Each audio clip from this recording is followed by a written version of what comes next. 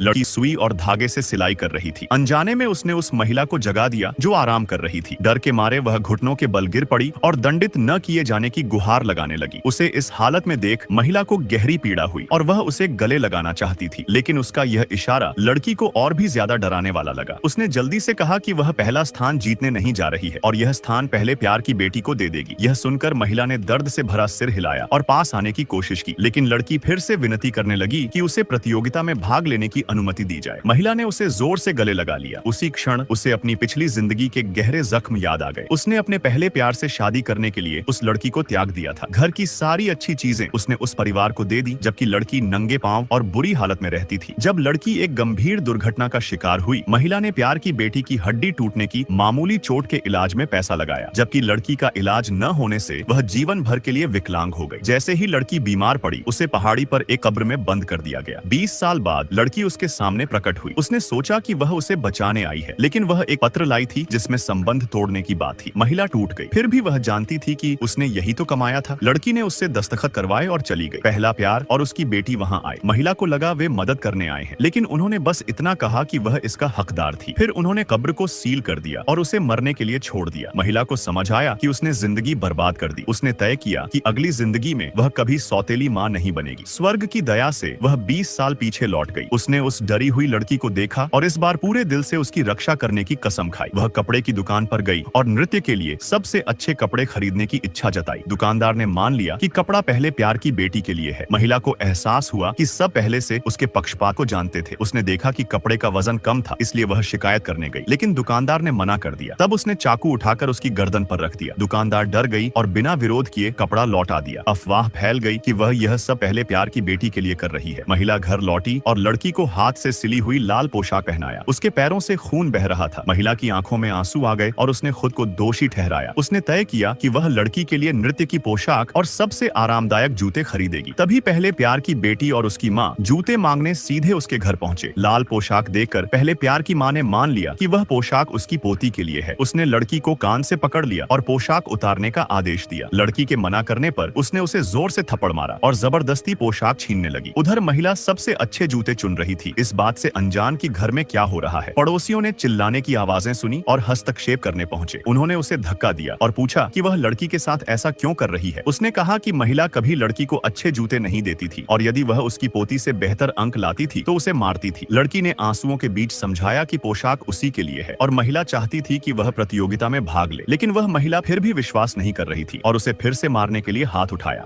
लड़की सुई और